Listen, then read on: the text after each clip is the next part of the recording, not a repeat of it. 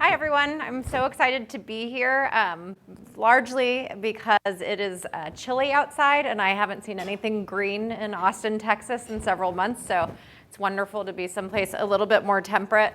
I'm going to do this old school and work through my workbook, and Georgie, my lovely assistant here, is going to kind of flip the slides for you all. But I encourage you to follow in your workbooks because there are some places where you're going to want to take notes or jot down things or participate in an exercise. So we are going to talk today about building a culture of philanthropy at your organization. And there are kind of three basic ways that we'll get at that. One is to approach your fundraising with a defined set of values. We're going to talk about how to engage your organization at all levels in fundraising, down to frontline staff, board, everyone. And then also understanding the giving cycle. There's a giving cycle that's usually used for kind of major gifts work, but I like to apply it to all fundraising. So we're going to talk through that.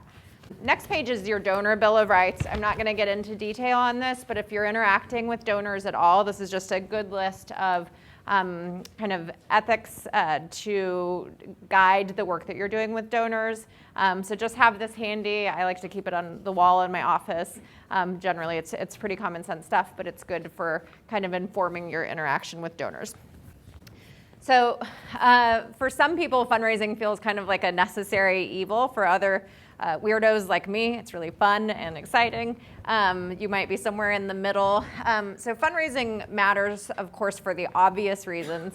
A lot of nonprofits rely 100% on contributed revenue to fund the operations of their organizations.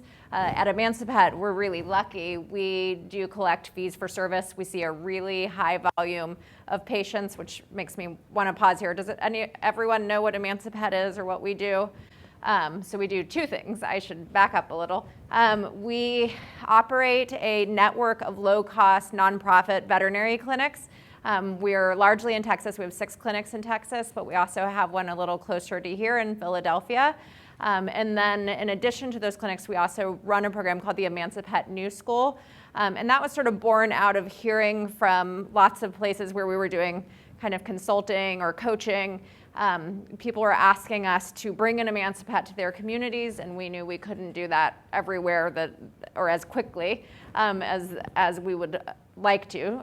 So we have continued to expand while also adding some training so that other groups who are doing work similar to us can benefit from the lessons we've learned after opening 7 clinics. So that's what we do. So lucky for us, about 75% of our revenue is covered by fees for service. And so the fundraising portion is about 25% of our annual operating budget. Some groups are at 100% for contributed revenue. You guys are likely somewhere in the middle. But fundraising's more important than just kind of money in the door, keeping the lights on. It's also really important for building an engaged base of supporters for your organization. A couple years back in 2009, around the time of the recession, the city of Austin put Emancipet's free day funding on the chopping block along with a bunch of other items that were kind of under the purview of the city. And we had not yet built relationships with our council members, so we had to scramble to get some grassroots support for our organization so that our funding wouldn't get chopped. And because we had been doing some fundraising, we had this great group of people who were already kind of invested in Emancipet, and we were able to call on them, and they went to bat for us and helped save our funding with the city. So your donors kind of have your back beyond just donating to the organization. There's also a lot of evidence that giving makes people happy. So when you're thinking about asking people for a donation, remember that there's tons of data that shows that giving to charity or to a needy or to a cause lights up the pleasure centers of the brain. It feels good to people. There was actually a study at UC Berkeley where they gave a bunch of students $5 in the morning. They asked them some questions to measure their happiness scores at that time of the day. Probably before coffee, they were pretty low. And then they sent the 2 groups of students out with 2 different kind of charges. One group was to spend their $5 on someone else by the end of the day, buy someone a coffee, give it to a homeless person. The other said, like, spend it on yourself, get yourself a latte, whatever. And at the end of the day, the group that spent it on someone else had much higher happiness scores. So we know giving feels good. And then one of the things we do at Emancipet is ask our clients for donations, and often these are very low-income clients, and the feedback that we get consistently is that it feels good, it feels empowering, they feel like they're paying it forward when they hear that even $1 can really help our bottom line because of the volume of clients that we see. So giving is about more, or asking for donations is about more than just kind of bottom line stuff. Giving is a two-way street, right? I always want you to think about this when you're fundraising, that you're not just asking for something that benefits the organization. It should be an exchange of values. So let's just talk for a second. I want you guys to shout out your suggestions. What does a nonprofit get when a donor makes a donation? There's one obvious answer. Who has it? There you go. What else do we get? So when a donor makes an investment in your organization, what are the other things that we're getting? Leverage. There you go. Positive reinforcement. Positive reinforcement. That's a great one. Connection. Connection, yes. So part of how Emancipet grew is we started having small events and having donors who had already gotten on board with us bring their friends to us, right? So it's kind of social networking. What else? Credibility. So when we get to the point where we have big donors who are kind of big names in town, or a corporation, and they stick their name, like this conference, when you see this conference advertised and you see Maddie's and the ASPCA, you're like, that conference is legit. I'm going to go to that. It's not in someone's garage. So credibility. What's that? That was just me hearing myself. That was weird. Okay. And then expertise, right? Donors often are people at the highest levels of their career, and they can offer insight and wisdom and all of that good stuff to us in their fields of expertise that we wouldn't be able to pay for in a consultant. What does the donor get? Tax deduction. There you go. Tax deduction, she said. What else? Recognition. Social recognition, yep. Connection. Connection, there you go. You know. With the cause, or with, yes. A sense of worth. A sense of worth. Somebody once said at a conference, they get to go to heaven. So there are, has anybody ever heard of the 7 faces of philanthropy? There's been a lot of research on what prompts people to donate, and they've distilled philanthropy down to 7 types of donors. And I'm going to run through those real quickly, but you can look up 7 faces of philanthropy and get more detail on this. But in order from kind of the most common stated reason to donate to the least common, these are the 7 reasons. The communitarian, who just thinks that it makes sense. It's part of being in a community. They want to help out their community by supporting the charities or nonprofits in the area. Second is the devout. So those are people who think that giving back is God's will. Next are investors. These are people who are often thinking about the tax benefit, but also think that whatever your nonprofit is doing is smart business in the kind of context of where they live. Socialites. These are the donors who do it because they find it fun. Often they're the ones who want their name in lights, which is fine, no judgment there, but that's how you can kind of pick them out. Then you have your altruists. Those are often the donors who want to remain anonymous. They're just doing it because it feels good. Repayers. We have a great repayer at Emancipet, and I have permission to use his name.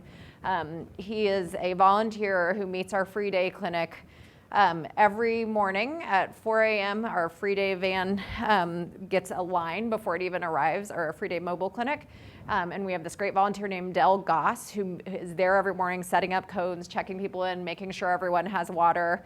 And it's not an easy job. He's been doing it for years, totally volunteer-based. And if you ask Del why he's doing it, he says, I used to be kind of a bad guy. I did some bad stuff when I was younger, and nonprofits kind of helped get me out of my own way, and now I'm just paying back the community.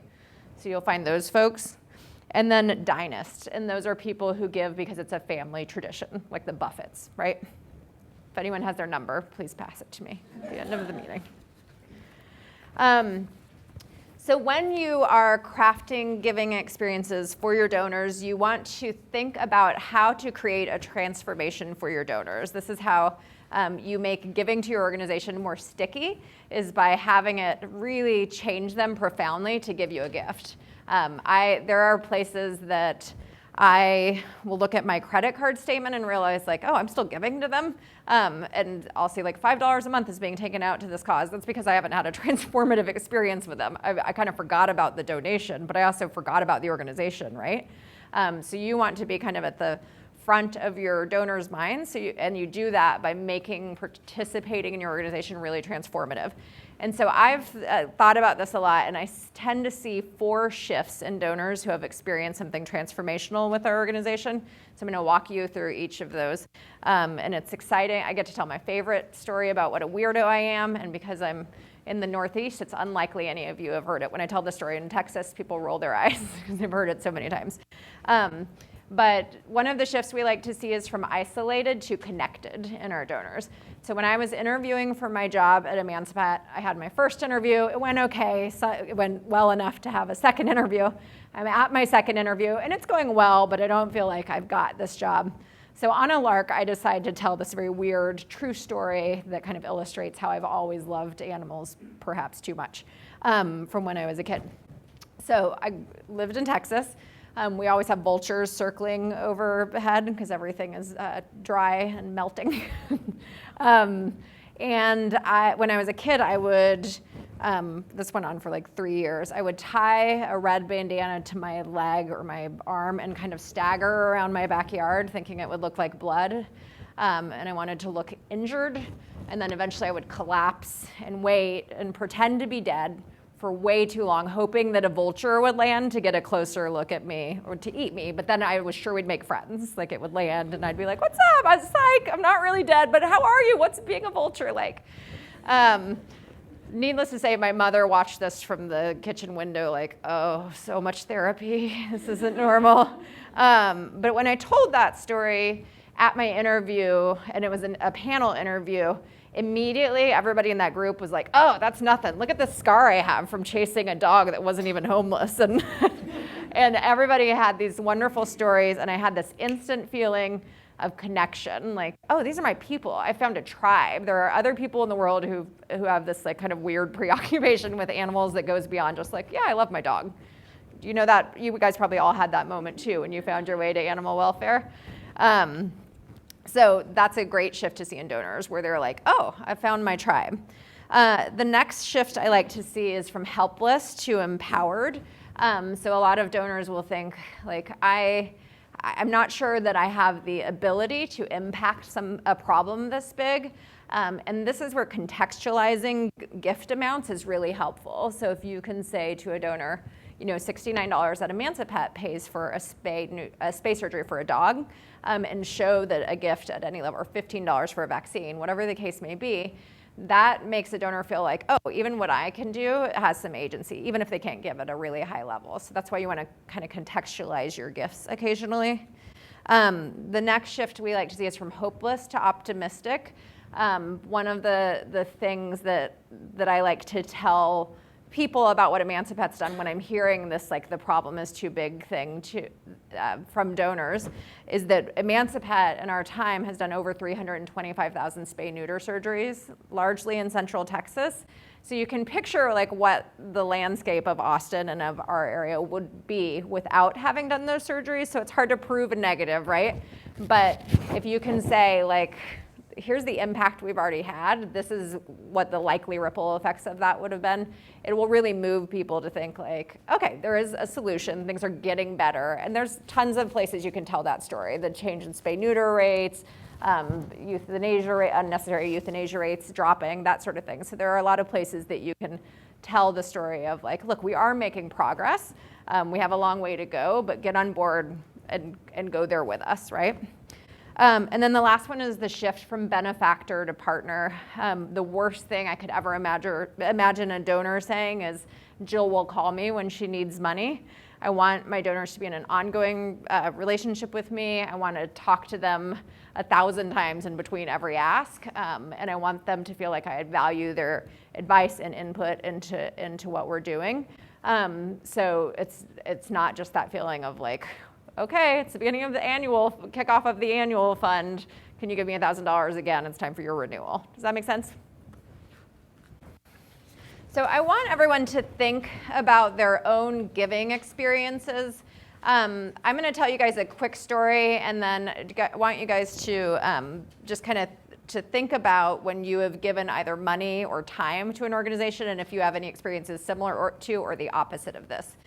So quick story, a couple years ago, I went to a prospective donor's house to meet with her for coffee. I knew that I was about 2 visits away from making a big ask of her. And when I was at her house, I noticed that she had her laptop open, and she said, I'm sorry, I'm a little bit distracted. I've partially funded this thing in Hawaii. She has a house on the island of Molokai. She said, I've partially funded this thing in Hawaii for these kids who won the Hawaii State Fair, but their school doesn't have enough money to send them to the national championship in California. They're trying to raise the money. It's kind of a live thermometer watching situation by the end of today. And I have given them some. If they don't get there at the end of the day, I'll close the gap. But I want to see what they can do without me being kind of the hero donor first. So I said, oh, that's interesting, and pretended to make a casual note of it. I raced home. I went online knowing she's watching this thermometer tick up, and I give a donation, somewhat cynically, I'll be honest, to these Hawaiian kids. I had no emotion around this. In fact, I was like, oh, we can't get off the island. This is so sad. We're in Hawaii, you know? But I made the gift, and I did it largely so that she would see it.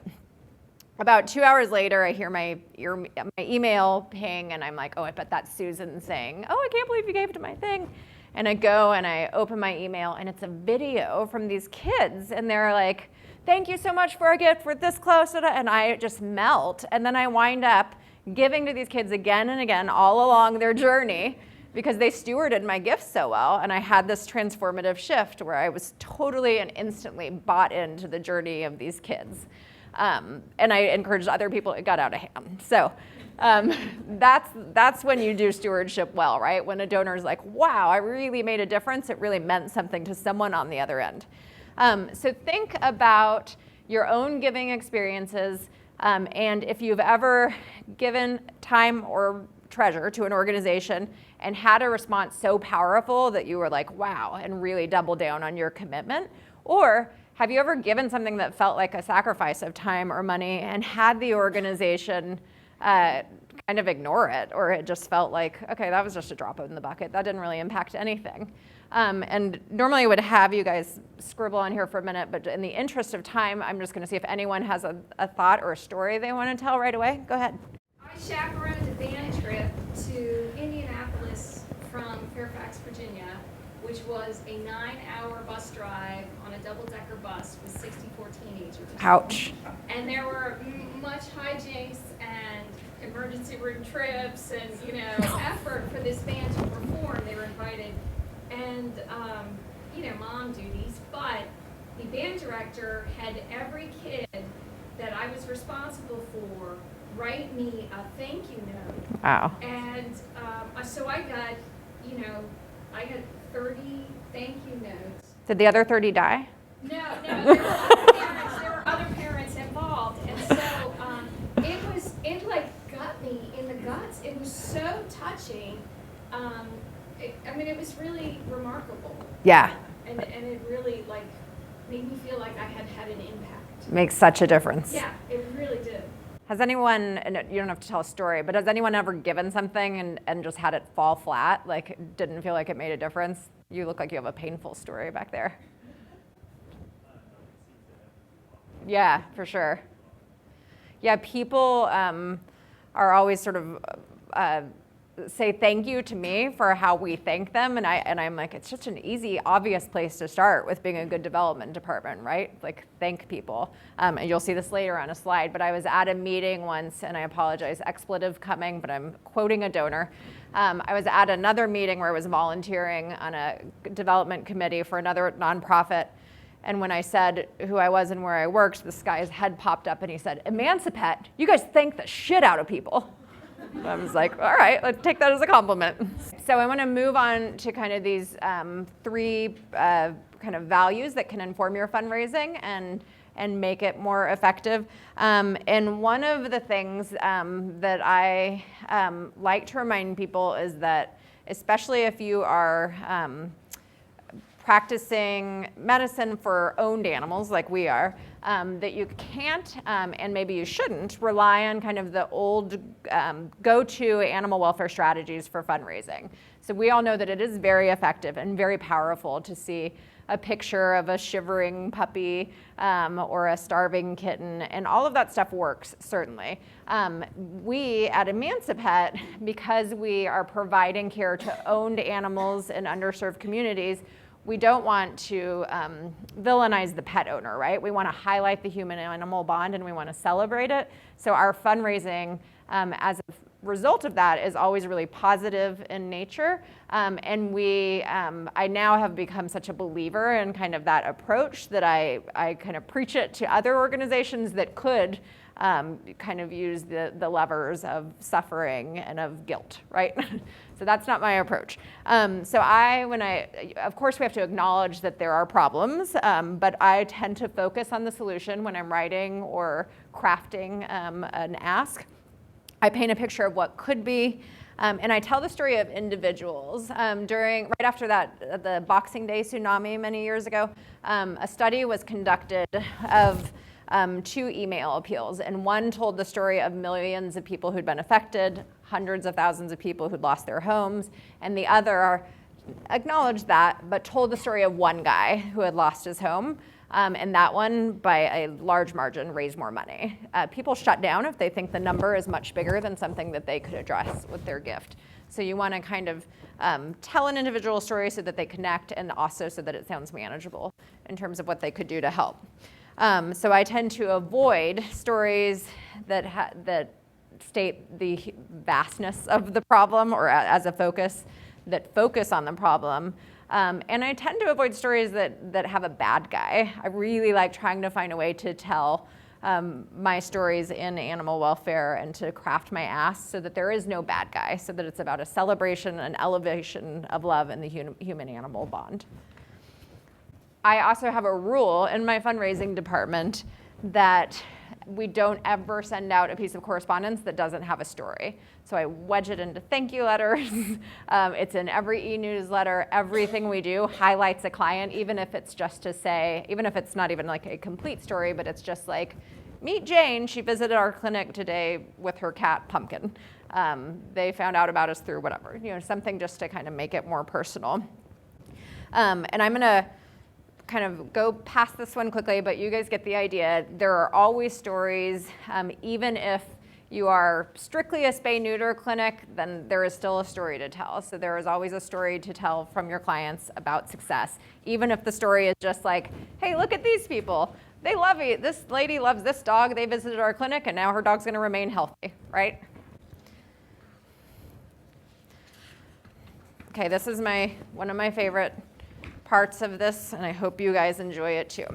Let's forget everything we just learned about optimistic messaging, and I'm going to read you guys kind of my worst nightmare Facebook post, but of course it's real fun to write them this way. And then I want you guys to think through how you could flip a post like this so that it follows the rules of optimistic messaging. So, and I'm sure you guys have all heard and maybe written Facebook posts like this at some point in your life. Hopefully you've just seen them in your Facebook feed or on some social media. 87 animals need your help. Without you, they face certain death. Local authorities have infiltrated the home of a masochistic individual hoarding dozens of starving and neglected animals at the cesspool where he lived.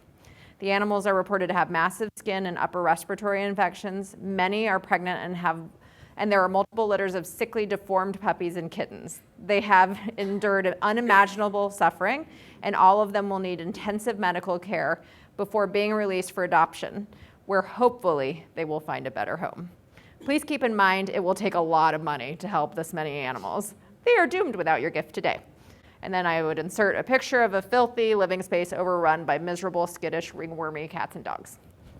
A lot of things wrong with that post, but is there anyone in here who has never seen anything on social media that kind of sounds like that?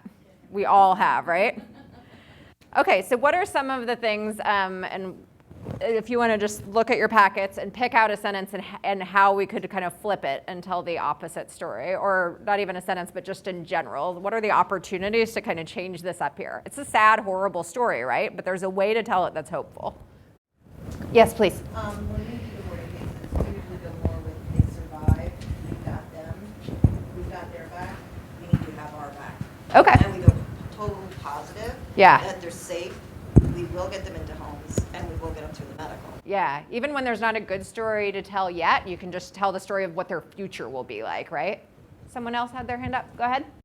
I would do it like, just whenever we name one of the cats, say, so-and-so and her sisters and brothers need your help. That's exactly right. So I kept hitting on purpose on here on 87 animals. We need so much money to help this. But if you can pull out and be like, and this is Scruffy, and look how cute he's getting. And with your help, he will have a really bright future. Anything else? Go ahead. Foster opportunity. Yay. To have a pet, but aren't sure whether you're ready to commit. Well, Yeah. we've had a large intake and we have some animals that need some extra TLC. Here's your chance. Great. Positive call to action. Go ahead. You could be more specific money-wise as to how much a specific dollar amount Yes. they would cover to help them. So that contextualizing idea. So your gift of $15 will vaccinate Scruffy. And one more. Rather than demonizing the owner, you can either dial that back or focus on the fact that the owner sought help if that's the case. Agreed. Yeah, I would never tell a story that kind of picked on the owner. I would acknowledge there was a hoarding case. I probably wouldn't really mention the guy. If someone asked me about him, I'd say I would treat that situation with compassion. And we would all hope that that person was getting help, but I would just focus on like the future for these cats and not focus on this owner. Okay? Does everyone get the idea on that one? That's a real fun exercise to do back at your office, though. Normally in a smaller group, I'll have people write the horrible Facebook posts, and it gets competitive. People say some crazy things at this conference, or at the conferences. The next thing is, the next value you want to infuse is donor-centered philanthropy. And this is where you really think about the giving experience through the eyes of your donor. So you're learning about what motivates them. One thing that's really cool to do is to segment your cat people from your dog people and pop in a cat on your cat people's correspondence and a dog on your dog people. You want to be in relationship with them so that you're explaining the impact of their gift between gifts, so that they feel like, oh, okay, they're still thinking about me and the last thing I did before they think about the next thing they want me to do. Thank them without condition. This is an easy thing to start doing right now. When you send somebody a thank you note, don't ask for another gift in the thank you note. Don't give a preview to the next campaign. And generally, don't ask for a call to action. You can say sort of casually, if you'd ever like a tour, come on in, but don't say that here's the next thing we need you to do. Does that make sense? And of course, just steward their gift in a way that feels personal. And these little Post-it note things on here are actual notes that we received from donors who received our thanks. So if you see those down there, that's what's happening there. Let me move on. And then the last value that I want you to focus on in terms of your giving is experiential giving. You want to move people, one, from transactional giving to relational giving. So I think it feels, especially for newer fundraisers, really comfortable to have people get something every time they give, a t-shirt, a ticket, something like that. If you can craft your giving experience in a way that what they get is all that stuff we talked about earlier, a good feeling, they might go to heaven, they get a tax return or a tax write-off, that sort of thing. You want to make that shift away from the kind of transaction-based giving. And then you also want to be moving people closer to the mission, and in big groups. So say you have 100 donors who are giving $5 each, you're not going to be able to do a tour with them, but you can make their giving more experiential by including stories. And as you go up the ladder of people and what they're giving, you can make it more experiential by then having them come to an event where they get to learn more about the mission, watch a video of the mission, or come on a tour of the clinic, or even volunteer days. So always be shifting people away from just swiping a credit card towards kind of giving in a way that feels more tied in with your mission. Does that make sense? Integrating the whole organization into fundraising. So at Emancipate, there is nobody in the organization who thinks they're off the hook for fundraising entirely. And we do that partly by including some fundraising responsibilities in every job description. So even for veterinary technicians, there's some mention of fundraising. And we mention it in interviews, and we do training for all new hires. So we do a course that's kind of like this course, that everybody who starts at Emancipet learns about kind of our approach to fundraising, just so they have some fluency around it, so they know why we're doing tours when they see them come through the clinic, and also to get them more comfortable with asking clients for donations. We do a thing called personal impact statements, which we'll do in a minute. We engage staff in brainstorming about how they can help. So for instance, with client giving, we, around the holidays, will have a meeting with the staff at our individual clinics and say, how can we increase holiday giving this year? And they'll come up with great things like everybody who gives $5 gets a paw on the wall, that sort of thing. So engaging staff in it. Highlighting successes. So when, for instance, a couple years ago, I had a woman call me and say, I just went to your clinic. I was hysterical because I thought my cat was dying, and it turns out he had an infected toenail. And I was treated with such dignity and respect in spite of my hysteria, that I now want to include you in my will. And a woman left us her inherited Roth IRA because of her interaction with the tech. So when that happened, you're darn right, I sent an email to the whole organization saying, shout out to Mayor, look what just happened as a result of great customer service. You want to ensure all leadership, board, and staff understand the value and necessity of fundraising. Create mission moments for non-frontline staff. This one's really important at Emancipet. Our admin office is totally separate from all of our clinics. So about once a month will force my philanthropy team to go to one of our clinics, not force, they love it. They'd rather be sitting in a lobby full of puppies than writing a grant, certainly. But I ask them to go to our clinics and just hang out in the lobby and talk to clients so they remember why we're doing this work. So the next time that they have to do a grant report, they're thinking like, oh, but I just met Trevor and his 3 kittens, and that'll have more of a connection for them. So remember, everybody needs mission moments. Frontline staff are getting them all the time, so they need fundraising contextualized, and the flip of that is true for fundraisers and admin staff. Does that make sense? And the number one thing you can do to help get your staff comfortable with the idea of fundraising is when you talk to them about fundraising and encourage them when they're talking to the world about fundraising to talk about why we're doing it in terms of the needs of the community, not the organization. So it should never be like Emancipet needs your help to buy more cages. It's Emancipet needs your help so that we can serve the growing number of feral cats in our community, or whatever the community cats, whatever the answer is. You always want to frame it in terms of like the community really needs more capacity, and this is the way to do it. Does that make sense? And it instantly feels better because Emancipet or your organization feels like yours, right? So when you're asking someone for a donation, it feels like more personal that way. If you can say like, oh, this is actually so that we can make Ithaca a better place, then people are more likely to feel comfortable articulating that. Does that make sense? Fundraising for non-development staff. There are a lot of ways that people can kind of participate in indirect fundraising. So one of them, like I just said, is great customer service. What are some other ways that your staff, short of asking somebody for a gift, can participate in fundraising? Go ahead. A good story comes up to let the Yes, that's a huge one. So everybody at all of our clinics is on alert. She said, when a good story comes up, tell the development department. So we have all of our staff kind of with an eye out for stories that are really powerful about the work we do, and they'll send it to us, then we'll reach out to that client, do an interview, and that goes into a newsletter or an appeal. Get pictures, yeah. Staff can take pictures of cute pets for you and send them, and we can put those on social or in appeals. Or we've had a cat that has a story. When we really want to get that adoption picture, so we can kind of close That's out great. That story and Yeah. have a happy ending. That's perfect. What else? So some of it is even more kind of subtle or than what you're talking about. Some of it is like literally keeping the clinic clean, making eye contact and smiling when a tour comes through, not putting on their Facebook page that they had such a shitty 13-hour day, right? So there are ways that your staff can kind of reinforce the kind of positive experience that they're having at work, the transformations that your organization is making in the community, just by sort of being happy, engaging with customers, great customer service.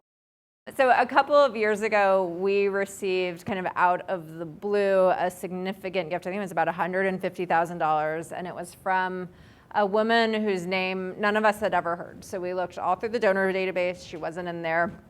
No one even with a similar last name, so we couldn't trace her as a relative of somebody who'd given. So of course we looked in the client database, nothing in there. And she had passed and left us this lovely, generous gift. And we were never able to figure out what interaction she had with Emancipate, where she found out about it. And I kind of love the story because it no one is off the hook for how we got that gift, right? She could have heard two of our techs at happy hour talking about a really moving experience they had that day at the clinic. She could have stopped in to ask for directions and somebody was really nice to her. I mean, we'll just sort of never know why she made this transformative gift for us.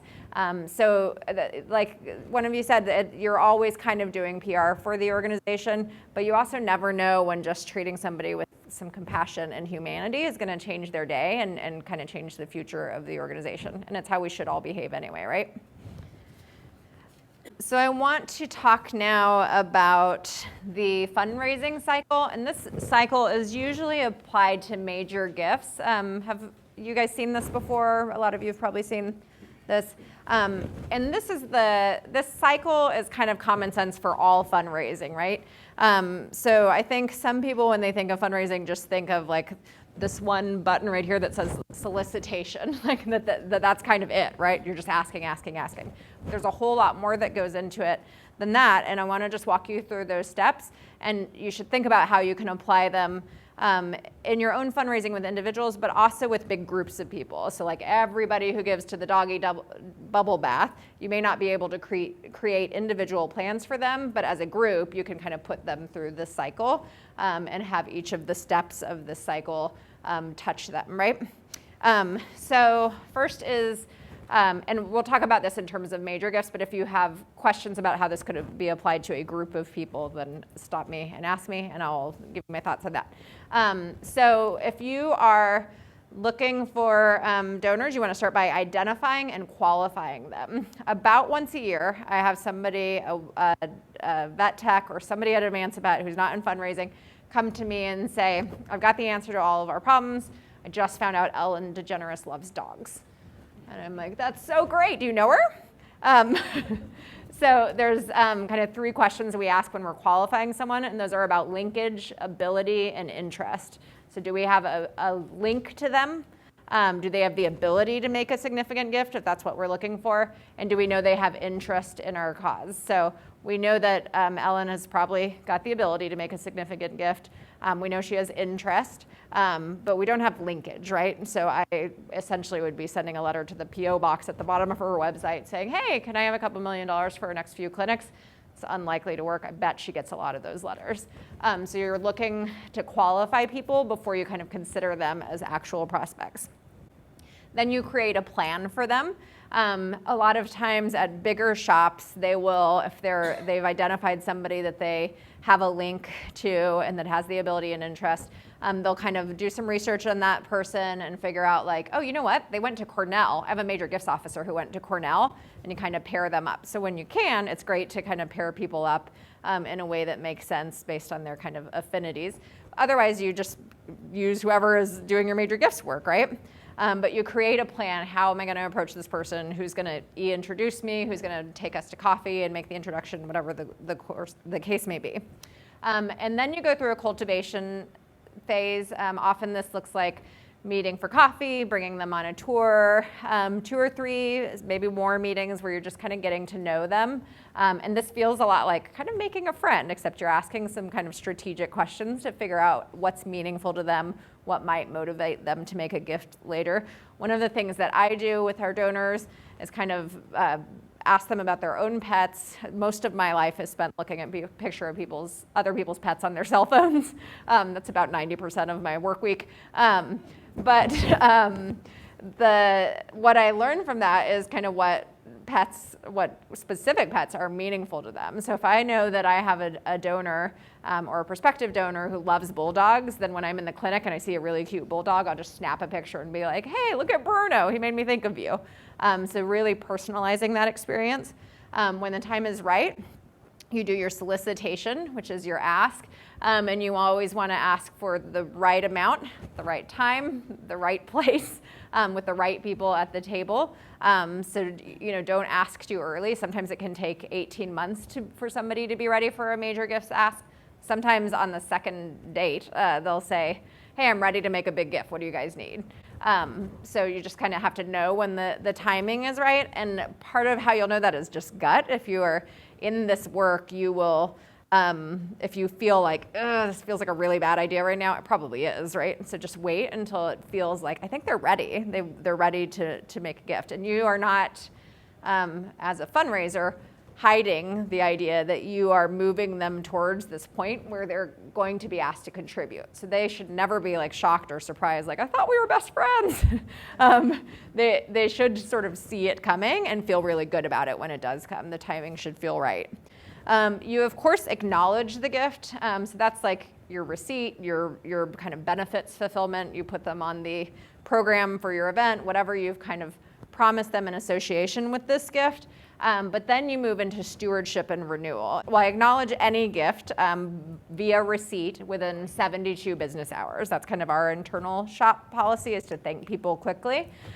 In terms of what I do to acknowledge publicly the gift, that's totally based on the donor's wishes. So I will, if it's a campaign like for a building, often by the time we get to that point, I will know that they want the building named after them or they want to be on a donor wall. If I meet with them and say, can you give us $10,000 for our homeless veterans program, and they say yes, then I'll say, can I celebrate this publicly in a post about the program? Or I'll say, would you prefer this remain anonymous? So I just ask them, and I just am very transparent about it. I think some of the weirdness around money that we carry from like life, because it's weird to talk about money and relationships in general, can carry into these relationships, but they know from your business card that ultimately you're going to be asking for financial support. So it's okay to be sort of transparent about like, hey, we're really excited about this. How should we thank you? I mean, you can even ask that. And with corporations, when I'm doing corporate fundraising, I go in often for the first meeting and say, I want to put together a packet for you guys about different giving opportunities. What's meaningful to you in terms of benefits? Like, what benefits have you gotten in the past from other organizations that you really liked? I mean, there's no reason not to say, like, how can I make a packet that'll win your gift? And get them to say, like, oh, you know what? Everybody always puts our name on a table. That's useless to us. We want 10 social media shout outs. So it's okay to ask, like, what feels the best to you, whether it's with an individual or a corporation. Does that make sense?